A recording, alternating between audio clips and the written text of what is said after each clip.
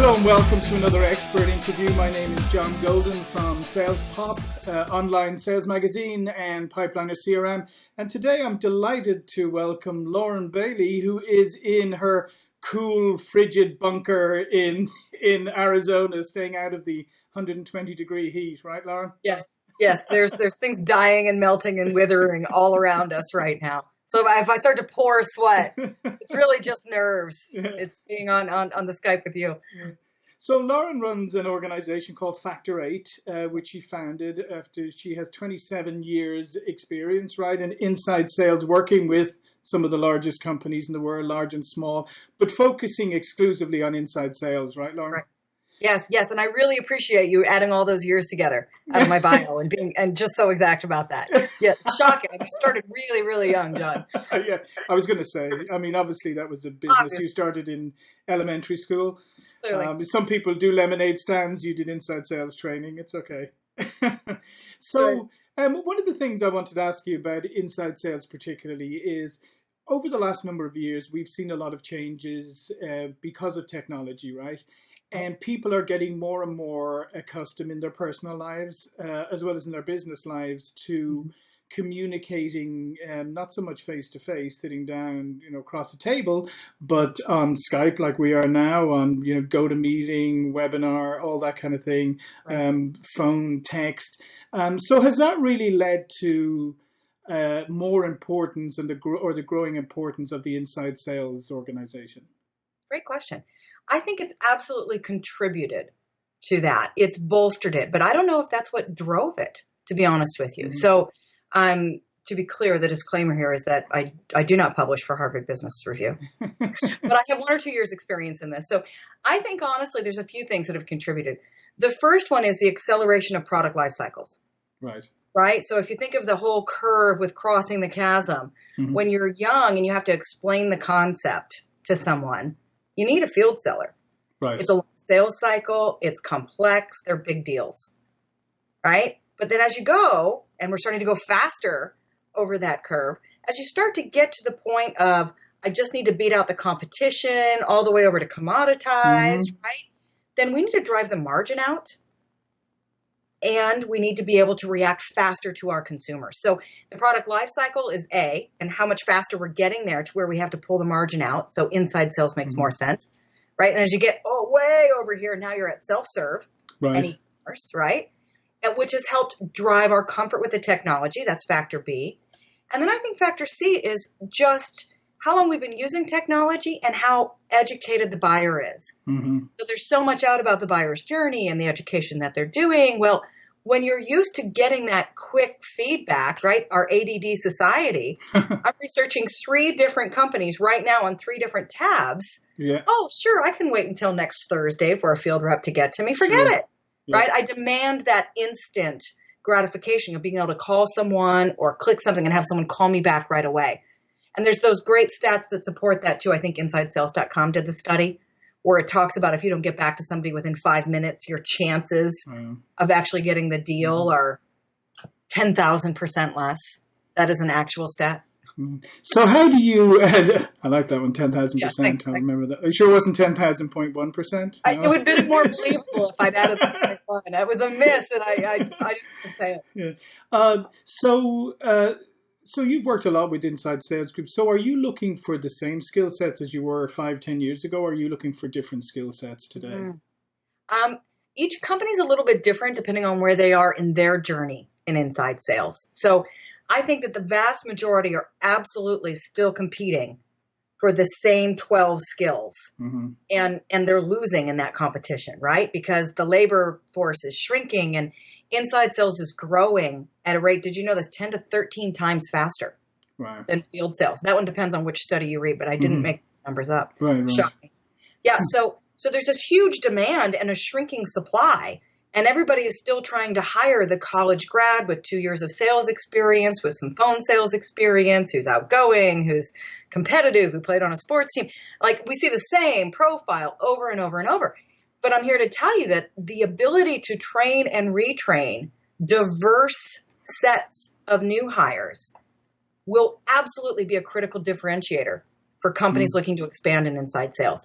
Because you can keep competing for that 23-year-old, and you will continue to keep losing them within 2 years.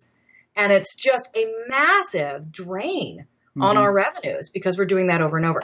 So to answer the rest of your question, some of our more forward-looking companies who are leading with inside sales and leading with social selling are looking for slightly different skill sets. And in fact, you'll see others that have maybe that higher price value. So think about complex software sales, right? I used to run sales training for SAP, right? We're not looking for that brand new hire. So there's a higher income level for those guys and a higher experience level for those guys. And SAP is a really great example of a company. This is since my time, but they'll look for the more experienced rep. They'll pay more for that rep.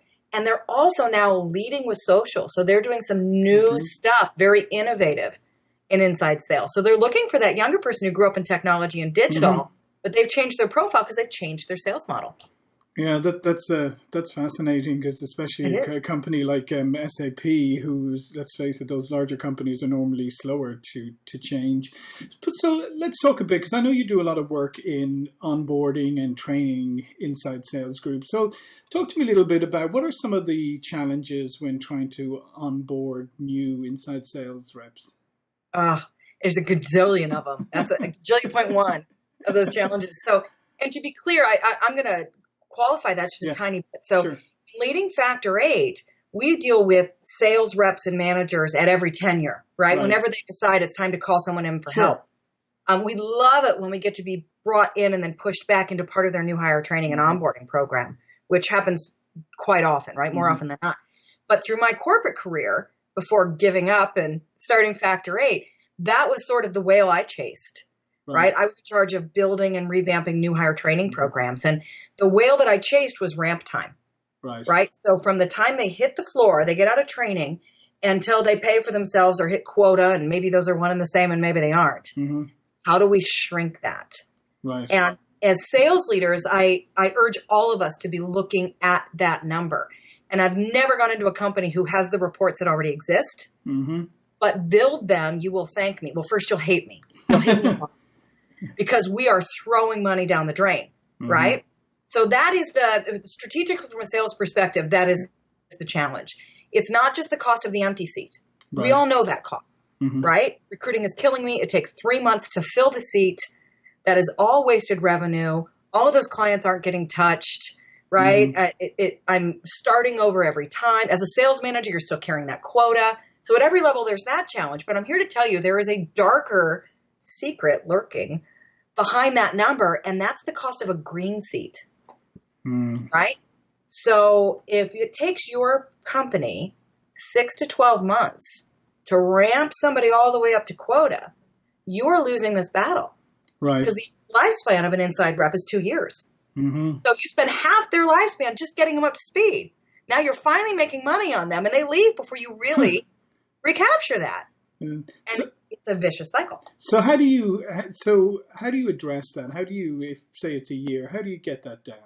Yeah. There's a lot of really cool little tips and tricks I'll give you to this one. So here's some of my very best ones. The first one is, and everybody's going to be at different places, right?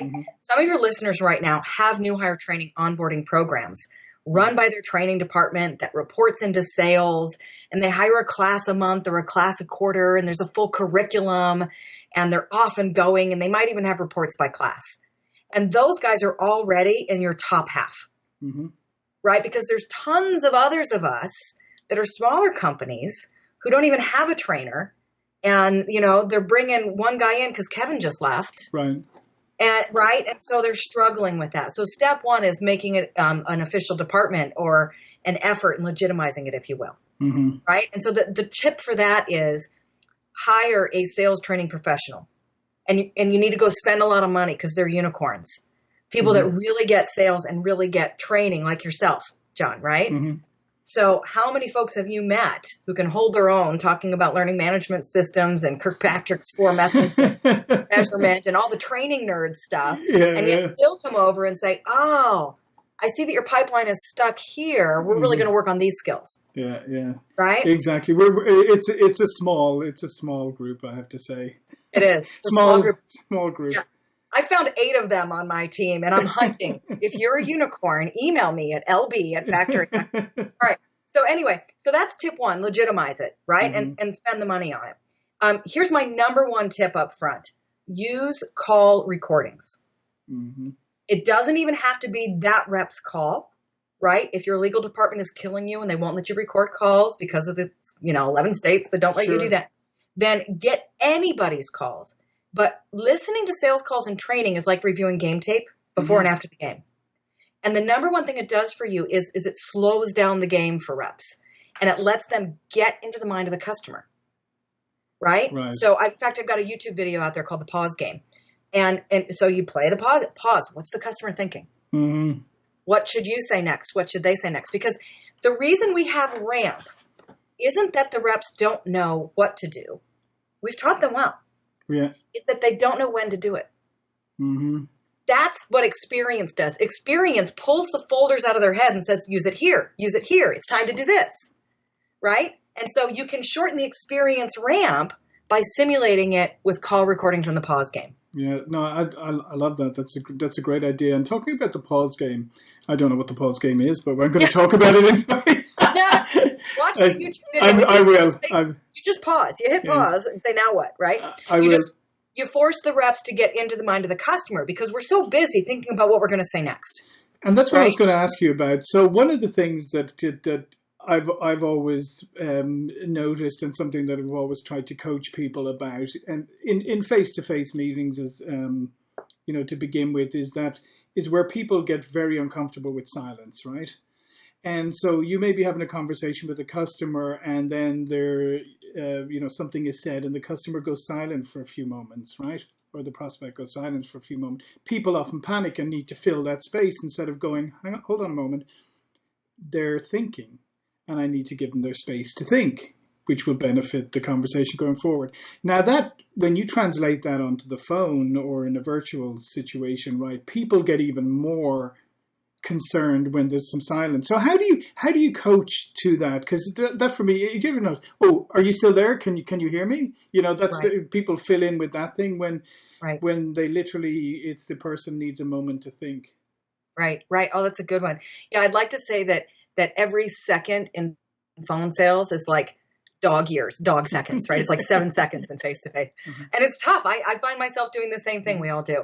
So we don't honestly, we don't coach on that a whole lot. And I'm going to tell you why.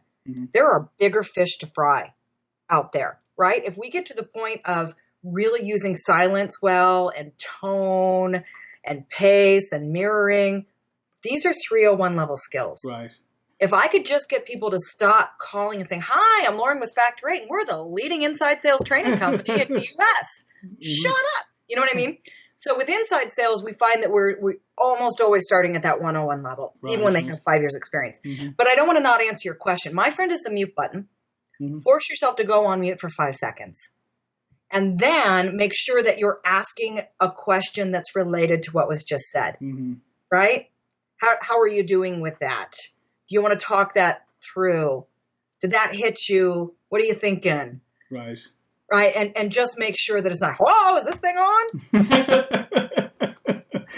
So what do you coach in that? Tell me how you do. The same thing is to take a moment and to literally to think about what you just said to the customer, or what the customer just said, and address that, as opposed to thinking about what you're moving on to next. And I think, and one of the things that we used to coach a lot, when I was at Huthwaite, and that's the, always clarifying, right? So, and apparently, and I've done some research, and apparently this is a technique also in couples therapy. So I didn't know that, but apparently it's when people are brought into couples therapy, one of the things that the therapist will do is have one person say something, and then rather than the other person answer that, they have to repeat back what the other person said, so to prove that they were listening, so they weren't thinking about their answer. And I think that's one of the biggest things, I think, in sales, is that idea of clarifying and validating what the prospect was saying, because then you're showing that you're actually listening. Right. Okay. So I love this. I've never heard that before. And I just want to, gentlemen, this will work with your wives. Absolutely. all we want to do is be heard. So there you go. But So that was I a get bonus. it. It's a great thing. Yeah. And it's a sales technique. So, right? Listen, repeat back what she said, and then ask for what you want. Yeah, exactly. So that's one way. So let's but getting back to the basics then. So Yeah. you're saying 101, right, with training is just getting them to approach the call differently, right, from the start. So what are some of the things that you teach people to do? You bet. Great question. And by the way, this also goes back to our previous point of onboarding, because most onboarding is actually missing phone sales. Right. We hammer the hell out of systems and product, but we're missing, how do I sell this over the phone? And it's not just how do I sell this, right? It's over the phone. Right. So and that leads me to your second question. So some of the biggest techniques in phone sales that we've got to make sure we hit in the 101. First and foremost, voicemails and emails. Because every new rep will tell you that they feel like they could be replaced with an outgoing voicemail message. Like, right? We train them for months about the complex negotiations that it's going to take them 3 months to get to. Because they're doing nothing but dialing and voicemail and voicemail and right? So that's one. And then the second thing around that, because that's reality, we got to teach them some sales strategy. 9 out of 10 companies, when we go in to do a needs analysis and we sit next to the rep and we say, hey, how do you decide who you're going to call? Well, I just start up here at AAA and work my way down. Head explosion, right? So who's worth my time? How many times do I call? How many voicemails do I leave? What are the best practices for getting a return call, right? How do I document that in my CRM? How do I score them? Right? If I'm a BDR, how do I quickly qualify them so I know if they're worth my time? Or if I'm an account manager and I've got 500 accounts in my book, right? Instead of just working the ones that call me, because let's be honest, that's how that works, right? How do I get through all of them and score them? Which is not lead scoring, but sales scoring or sales qualification, which is a huge thing we teach. So that the ones that are sitting here at the bottom because they only spent $20 with you last year turn out to be A's because they actually spent $200,000, just not with you, right? So that's a bunch of answers in once, right? So the strategy of who I call and when, how do I qualify it with a sales qualification of my book? How do I leave voicemails and emails so they get returned? How often do I touch customers? So there's a little account strategy, a little territory strategy in that. And that's long before you actually get to deal strategy. Right. How to win the deal. Because I got to do all that stuff before I get people to even talk to me. So I'll flip backwards again. Oh, I'm sorry, John. Go ahead. No. I was just going to say, I mean, I really enjoy what you're saying on the strategy piece because I do feel that often in sales, strategy is a kind of a nice word and people kind of nod to it and say whatever, strategy, great, but I'm in the day to day. I've got maybe an inside call. I've got 30 calls to make today. I've got this. I've got blah, blah, blah. So taking a strategic approach to it seems almost counterintuitive to my daily work practice, right? But here's why. Because when most people are talking about sales strategy or sales process, they're thinking old school, right? They're thinking what we've been taught by the training greats before us, which is the sales process of build some rapport, uncover a need, discuss and match a solution, sell to value, close, overcome objections, and farm. That is a really narrow piece of what sellers today are doing, right? That is a tiny linear sales process built on a conversation. Right. Exactly. That is one of 10 calls and 87 steps that an inside seller actually has to make. And that is what's missing from most sales training, right? Not just vendors like me, let me put on my skeevy vendor hat, but also your new hire training program, right? You've got somebody who reports to HR teaching them how to sell. And nobody's teaching them who to call, how often, what's worth their time, right? How to organize their book, how to organize their day, how to qualify and score the leads, how to get new and better contacts because 50% of their data is crap, right? And so when we don't teach them these things, they come out and they get overwhelmed with an avalanche of disappointment. That is the cost of attrition. It's disappointment. I can't freaking get a hold of anybody, right? There's no way I'm going to hit and make any money. at Right. this job. Nobody wants to talk to me. I got 1,000 accounts and leads. I don't freaking know. By the end of my first day, I sound like a robot because who gives a damn, right? And then I got 200 emails, and how am I supposed to do them? And what am I supposed to do first? And right. So I know a lot of really great sales coaches and leaders and managers out there who teach their reps that. Mm-hmm. But when their reps come out of new hire training and they got 15 of them on their team, they can't do it all one by one. Yeah. Right? And there isn't enough of that sales strategy in the training that we're building in-house or that we're buying from old school training vendors who still say a sales process is a single call or conversation that's face-to-face. Yeah, and I think and one of the things that has been kind of one of my soapboxes is the whole idea of it's the company strategy to begin with, right? Your go-to-market strategy as a company and identifying who your target buyer or buyers are, right? And that people often do that, but they do that in a kind of almost in a segmented way or a siloed way, and it's done at the front end, and it's never really translated or communicated properly or trained properly to the salespeople who are the frontline frontline engagement with your market, right? I do agree. So I like that soapbox. Yeah. Let me climb up there with you for a second. I like this. Yeah. So how often do you see that that's the root cause, is the fact that it's not that the target buyer or buyers are not properly communicated to the salespeople or trained to the salespeople so they can reach out to the right people? It's a really, really great question, and I think that the answer is actually a simple one. Mm-hmm. I think it's the root cause more often than not. However, what's really missing is the translation of that. Yes. Right? So if you've identified that your target buyer is a VP of IT in a company that's 30 to 50 million, that's growing and currently uses Salesforce, right? Mm-hmm. So nobody teaches the reps how to ask for that stuff, right? So that's another one of our this is one that we always put up front in new hire, and people go nuts and love it. You get a lead list, and let's be honest, a lot of times an account list of your past customers is also a lead list because that guy doesn't work there anymore, right? And his number's wrong, and he had his assistant fill out the form. It's all at me.com, 1, 2, 3. Anyway, so when you get that lead list, how do you translate what I've got into what I want? And we have a class called Capturing Contacts where we do that. It says, okay, here's your ideal profile.